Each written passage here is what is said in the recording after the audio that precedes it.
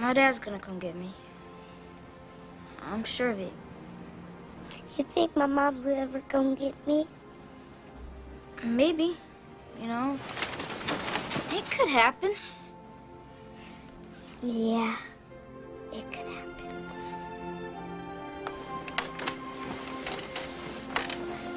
It is not the critic that counts.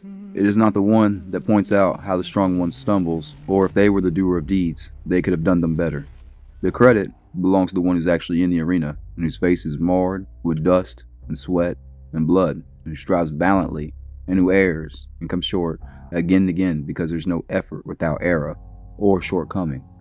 But who actually strives to do the deeds, and those great enthusiasms, the great devotions, and who spends theirself in a worthy cause, and who at best knows in the end the triumph of high achievement, and at worst, if they fail while daring greatly, so that their place shall never be with those cold or timid souls who neither knew victory nor defeat. Happy New Year's, everyone, and happy birthday to me. How the Strong Stumbles refers to the inevitable failures and shortcomings of courageous, enduring, and damaged people, faced while contrasting them from the opposition that sits on the sidelines as critics that lack heart and are never willing to be in the arena themselves. Matthew McConaughey titled his book in 2020, Green Lights. Green lights in his book are moments of affirmation and freedom, signaling you're on the right path. He focuses on how he learned to navigate life by recognizing and creating these moments, while yellow lights symbolize caution and red to stop, as a traffic light does. After I left the state's custody from being in foster homes and group homes in Mobile, Alabama, I started writing about how the strong stumbles as I took on my goals of entering a branch of the service. Over the time, the idea was placed on the back burner to marinate while my life was in constant flux until I was requested by my mom to help her out with my father by becoming their caregiver in Panama City Beach, Florida. I got 4 years of experiences, memories, and closure because I wanted to heal from our past. They passed away in 2020 in the wake of COVID, 47 days apart, due to their own health issues. I continued to be a caregiver by request of our neighbor, Steve, and later became a medical cannabis consultant to bring direct knowledge of the industry to the people I cared about and believed would benefit from it.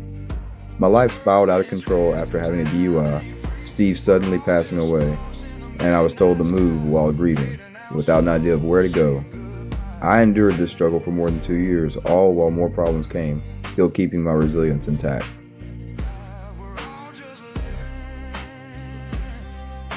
Until this past year when I was charged for resisting arrest with violence, even though I was never violent, and I was having a medical emergency.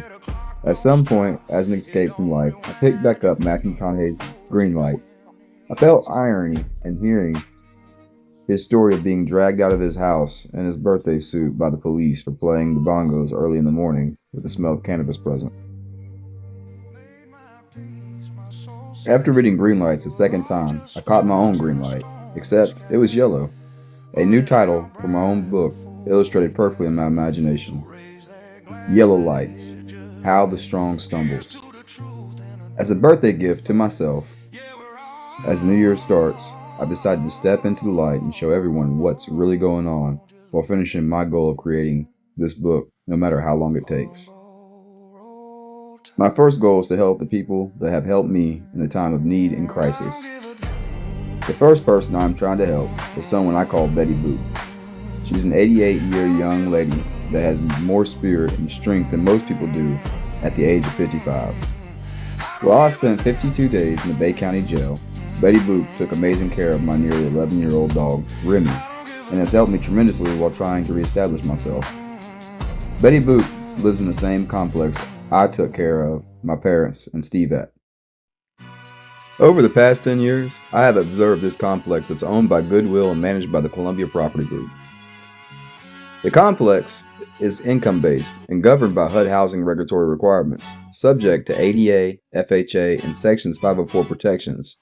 The management of this property group has harassed, discriminated, and retaliated against many of the people in this complex over the years, including Miss Betty Boop and myself. Residents have voiced their concern of them retaliating on them for speaking out and possibly losing their income-based housing. I've decided to bring the facts to my productions and let the light shine on them as well. Over the next videos, I'll be speaking about Give Village and the Columbia Property Management Group to highlight their neglect and possibly bring support to a well-deserving community I've enjoyed being a part of for the past decade.